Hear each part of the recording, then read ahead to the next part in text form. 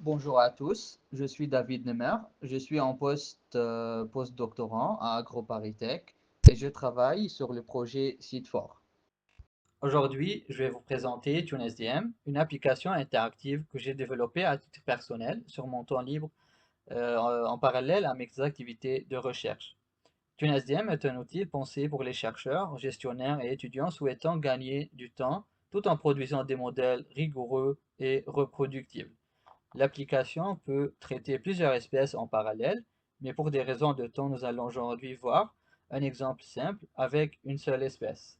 Donc voici l'interface d'accueil. On retrouve à gauche une représentation rapide de l'application, un bouton d'accès à un guide complet qui explique chaque étape. Le menu en haut représente le flux de travail, de l'import de données jusqu'à la cartographie finale. Donc pour commencer, la première étape consiste à importer les données d'occurrence au format CSV. Une fois les données sont chargées, on peut vérifier leur contenu dans l'aperçu et s'assurer que tout est correct. Et si besoin, dans l'onglet suivant, on peut aussi visualiser ces occurrences sur la carte pour vérifier la cohérence géographique des points. Ensuite, on importe les données environnementales sous forme de couches raster multivariables. Ici, on a des variables bioclimatiques. On peut ensuite sélectionner uniquement les variables ou les prédicteurs pertinents pour l'espèce étudiée.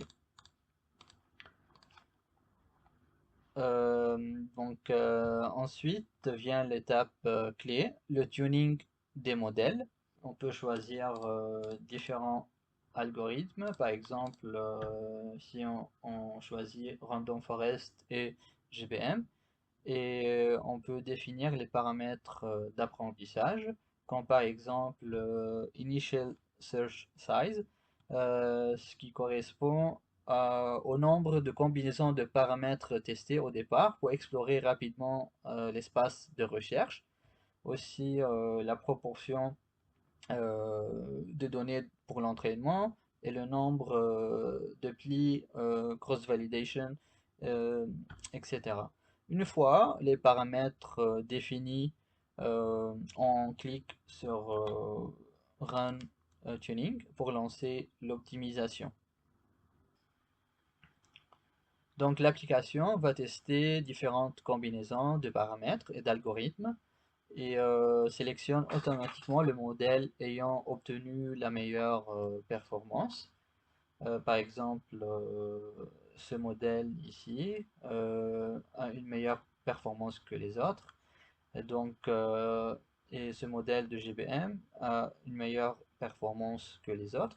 Donc, ces deux modèles vont être sélectionnés et ensuite sont testés sur des données de test, c'est-à-dire des données qui n'ont jamais été utilisées pour le tuning ou l'ajustement ou l'entraînement. Donc, voilà, on peut visualiser la performance de ces modèles sur les données de test. En plus, on peut aussi visualiser les courbes de réponse pour regarder l'influence de chaque variable sur la probabilité euh, de présence, ce qui permet d'interpréter la réponse écologique du modèle. Euh, une fois les modèles individuels sont évalués, on peut créer un modèle ensemble, combinant plusieurs algorithmes afin d'améliorer la robustesse des prédictions.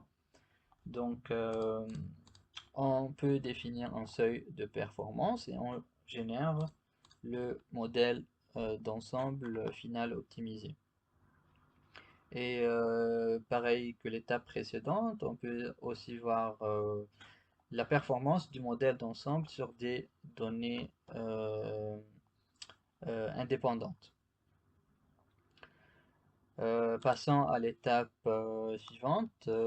L'application permet aussi de transférer les modèles vers des nouvelles conditions environnementales, par exemple des projections climatiques futures. on peut limiter la zone de projection en dessinant un polygone sur la carte. Ou aussi on a d'autres options, on peut sélectionner un pays ou aussi on peut importer un shapefile. Donc pour cet exemple, on va choisir la première option et ensuite dans le panneau de prédiction des paramètres, on peut activer l'option Use Ensemble si on a déjà entraîné un modèle d'ensemble ou tout simplement utiliser un modèle unique. Donc une fois les prédictions sont terminées, on passe à l'étape finale.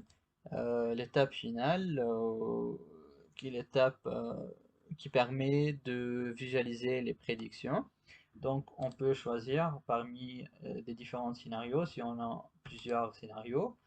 Aussi, on peut choisir parmi les différents types de prédictions, probabilité, binaire, ensemble, euh, voilà. Donc, si on veut regarder les prédictions sous forme de probabilité ou sous forme binaire, et là, c'est les probabilités générées par le modèle d'ensemble. Et voilà, c'est tout ce que j'ai à présenter pour aujourd'hui. Donc en résumé, TuneSDM centralise toutes les étapes de la modélisation de distribution d'espèces dans une seule interface avec des outils puissants d'optimisation et de projection et de visualisation. L'application peut gérer plusieurs espèces simultanément et nous avons vu aujourd'hui un exemple simplifié. Et je précise que TuneSDM est encore en cours de développement. Il reste beaucoup à faire et si certains d'entre vous sont intéressés pour participer au projet ou soutenir son développement futur, je suis à la recherche de collaboration et de soutien. Et merci pour votre attention et je serai ravi d'échanger avec vous.